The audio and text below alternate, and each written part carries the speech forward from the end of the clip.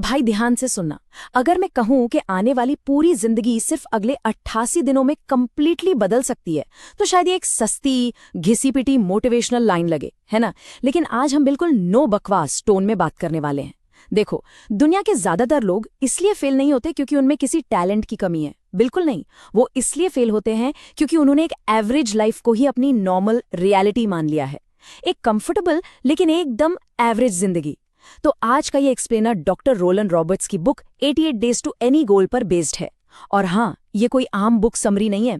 ये एक brutal wake up call है उन सभी के लिए जो इस कंफर्टेबल लेकिन ऑर्डिनरी लाइफ के ट्रैप से बाहर आना चाहते हैं। चलिए सीधे पॉइंट पर आते हैं। स्टॉप। अभी के अभी स्क्रॉलिंग रोको। एक सेकंड के लिए रुकना और इस बात को समझना बहुत जरूरी है। हम आजकल इन मॉडर्न डिस्ट्रैक्शंस और एंडलेस इंस्टाग्राम रील्स में इतने बुरी तरह फंस चुके हैं कि हमें एहसास तक नहीं होता कि हम अपनी जिंदगी का कितना बड़ा, कितना कीमती हिस्सा बर्बाद कर रहे हैं। होता क्या है, हर सोमवार एक नई शुरुआत होती है, हर महीने एक नया प्लान बनता है कि इस बार तो मचा देंगे। लेकिन कुछ दिन बाद लोग वापस वही पुराने इंसान बन जाते हैं। खुद से किए गए वादे रोज टूटते हैं। ये साइकिल अब खत्म करनी होगी और उसकी शुरुआत कल से नहीं, आज और अभी से होती है। अब इस मैसिव गैप को समझो। एक तरफ है एवरेज रियलिटी, यहाँ क्या मिलता है? कंफर्ट है, डिस्ट्रैक्शन है और वो झूठी तसल्ली है कि यार सबकी जिंदगी ऐसी ही तो होती है। लेकिन दूसरी तरफ है एलीट पोटेंशियल। ये वो एक्स्ट्रॉर्डनरी जिंदगी है जो सिर्फ और सिर्फ एक्सट्रीम डिसिप्लिन और लेजर शार्प फोकस से मिलती है। सबसे खतरनाक बात पता है क्या है? लोग इस लेफ्ट साइड वाले कंफर्ट में इतने ज्यादा सेटल हो जाते हैं कि वो भूल ही जाते हैं कि वो एक एक्स्ट्रॉर्डनरी जिंदगी डिजर्व करते हैं। देखो, जिंदगी हमेशा इंसान को कंफर्ट की तरफ धकेलती है, आराम की तरफ खींचती है, लेकिन ग्रोथ हमेशा उस कंफर्ट जोन के बिल्कुल बाहर मिलती है। तो यहाँ आखिर सबसे बड़ा सवाल ये उठता है, why do most people fail? ज्यादातर लोग आखिर फेल क्यों होते हैं? हमें लगता है कि सक्सेस किसी लकी ब्रेक, बहुत ज्यादा इनबॉर्न टैलेंट या फिर एकदम परफेक्ट टाइमिंग का नतीजा है। लेकिन सच्चाई इससे बिल्कुल बिल्कुल अलग है। लोग टैलेंट की कमी की वजह से नहीं, बल्कि अपनी इनकंसिस्टेंसी की वजह से फेल होते हैं। वो किसी एक रास्ते पर, किसी एक लक्ष्य पर लगातार टिक ही नहीं पाते। आजकल हर चीज में बस इंस्टेंट रिजल्ट चाहिए, और जब वो इंस्टेंट रिजल्ट नहीं मिलता तो अगले ही दिन रास्ता बदल लिया जाता है। सेक्शन 1, द 88 डेज चैलेंज, एक नई एलीट पहचान बनाना। अब डॉक्टर रोलन रॉबर्ट्स के कोर फ्रेमवर्क में एक बड़ा सवाल आता है, आखिर 88 दिन ही क्यों? 21 दिन या 30 दिन क्यों नहीं? देखो, 30 दिन में सिर्फ और सिर्फ नई शुरुआत की वो एक्साइटमेंट होती है, डोपामीन हिट होता है। वहीं 88 दिन एक ऐसा परफेक्ट साइकोलॉजिकल विंडो है जो लाइफ में परमानेंट ट्रांसफॉर्मेशन लाता है। समझ रहे हो? ये फ्रेमवर्क कोई आम प्रोडक्टिविटी हैक नहीं है। ये एक रूथलेस कमिटमेंट है जो किसी भी इंसान की पूरी आइडेंटिटी, उसकी पहचान को रूट से दोबारा लिख देने के लिए डिजाइन किया गया है। ये इतना लंबा समय जरूर है कि पुरानी टॉक्सिक हैबिट्स कंप्लीटली टूट जाएं और नई हैबिट्स एक आइडेंटिटी बन जाएं, लेकिन ये इतना छोटा भी है कि दिमाग मेंटली थक कर होपलेस फील ना करे। इस सफर को अगर ध्यान से देखो तो इसके अलग अलग फेजेस होते हैं। डे 1 पर हर कोई एक्साइटेड होता है, नया जिम, नया बिजनेस आइडिया, नया गोल, फुल एनर्जी। लेकिन डे 15 आते आते आता है असली टेस्ट, पेन और रेजिस्टेंस। यहाँ मसल्स दर्द करते हैं, मोटिवेशन हवा हो जाती है और पुराना कंफर्ट बेड वापस बुलाने लगता है। सच बताऊं, ज्यादातर लोग यहीं हार मान लेते हैं। लेकिन जो इस पेन और रेजिस्टेंस के फेज को क्रॉस कर जाता है ना, वो डे 45 तक एक असली ट्रांसफॉर्मेशन फील करने लगता है। और डे 88 आते आते वो एक्सट्रीम डिसिप्लिन एक डेली स्ट्रगल नहीं रहती, बल्कि वो एक न्यू नॉर्मल बन जाता है। ये कोट हमेशा ध्यान में रखना, nature takes time to grow. एक बीज को पेड़ बनने में समय लगता है, मसल्स को जिम में ग्रो होने में वक्त लगता है। आज की जनरेशन इस इंस्टेंट डोपामीन की इतनी बुरी तरह एडिक्ट हो चुकी है कि उन्हें बस 5 दिन में मिरेकल चाहिए। अगर तुरंत रिजल्ट नहीं मिला तो बस क्विट कर दिया जाता है। लेकिन ध्यान रखना, जेन्युइन ट्रांसफॉर्मेशन पेशेंस और वक्त दोनों मांगती है। एक्साइटमेंट सिर्फ स्टार्ट लाइन पर खड़ा कर सकती है, लेकिन सिर्फ और सिर्फ कंसिस्टेंसी ही फिनिश लाइन तक लेकर जाती है। सेक्शन 2, मोटिवेशन एक धोखा है। सिस्टम की असली ताकत को समझो।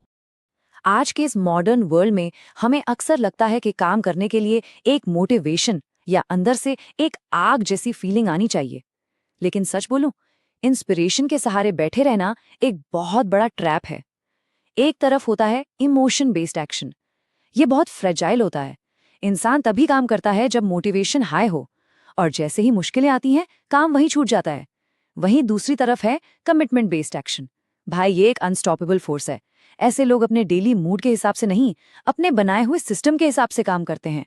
मूड हो या ना हो, थक गए हो या रोना आ रहा हो, एक्शन लिया जाता है। क्योंकि सच्चाई यही है कि फीलिंग्स टेम्पररी हैं, आती जाती रहेंगी, लेकिन डिसिप्लिन ही परमानेंट रिजल्ट्स निकाल कर देता है। सो यहाँ सबसे क्रूशियल पॉइंट है ये कॉन्सेप्ट, बोरिंग रेपिटेशन। किसी भी जरूरी आम से काम को बार बार करते रहना, लगातार करते रहना, चाहे मन हो या ना हो। किसी भी वर्ल्ड क्लास पियानिस्ट को देख लो या किसी चैंपियन एथलीट को देख लो, क्या वो तभी प्रैक्टिस करते हैं जब वो मोटिवेटेड फील करते हैं? बिल्कुल नहीं। उनकी उस चमकती हुई सक्सेस के पीछे हजारों घंटे का बोरिंग रेपिटेशन होता है, जिसे कोई कैमरा नहीं देखता। परमानेंट सक्सेस एक्चुअली और कुछ भी नहीं, बस इस बोरिंग रेपिटेशन की ही मास्टरी है। हर रोज वही सेम काम करना, बोर करने वाली चीजों को बिना रोके कंसिस्टेंटली करते रहना, यही सीक्रेट है।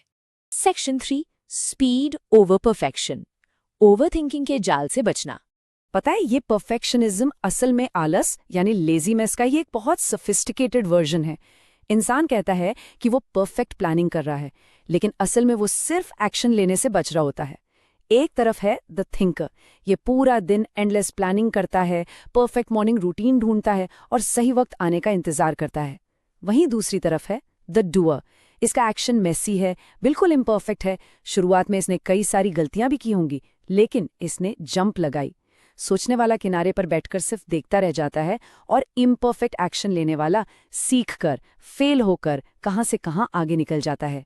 दुनिया में अपॉर्चुनिटी किसी के लिए नहीं रुकती, और जो फास्ट एक्शन लेता है वही गेम जीतता है। Clarity comes from action, not thought. ये बहुत डीप बात है। ज्यादातर लोग आगे का रास्ता एकदम क्लियर होने का इंतजार करते हैं पहला कदम बढ़ाने से पहले, लेकिन लाइफ ऐसे काम नहीं करती मेरे भाई। सिर्फ बिस्तर पर बैठकर सीलिंग देखते हुए लाइफ का डायरेक्शन नहीं ढूंढा जा सकता। असली क्लैरिटी तो तब आती है जब फिजिकल मूवमेंट होती है, अलग अलग चीजें ट्राई की जाती हैं, गलतियां होती हैं, और जब उन गलतियों से तेजी से सीखा जाता है। जब पहला इम्परफेक्ट एक्शन लिया जाता है ना, तभी असल में समझ आता है कि आखिर जाना कहाँ है। सेक्शन 4, फोकस एक सुपर पावर है। अपने दिमाग की रक्षा करना। आज की डिजिटल दुनिया इस तरीके से डिजाइन की गई है कि वो अटेंशन चुरा सके। हर नई ऐप, हर नोटिफिकेशन का बस एक ही मकसद है, फोकस तोड़ना। इसलिए इस बिखरे हुए एनवायरनमेंट में दिमाग को प्रोटेक्ट करना और एक सॉलिड रोड मैप बनाना जरूरी है। इसके 4 सिंपल स्टेप्स हैं। स्टेप 1, अपना लक्ष्य क्लियर तय करना। स्टेप 2, हर तरह की डिस्ट्रैक्शंस को रूथलेसली खत्म करना। फोन, बेकार के नोटिफिकेशंस और लोगों के नेगेटिव ओपिनियंस को बाहर करना। स्टेप 3, इम्परफेक्ट एक्शन लेना। किसी परफेक्ट टाइम का वेट किए बिना शुरुआत कर देना।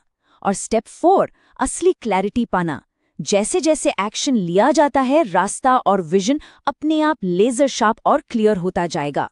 ये प्रोग्रेशन एक भटके हुए दिमाग को एब्सोल्यूट मेंटल क्लैरिटी तक ले जाता है। Section 5, the rapid summary.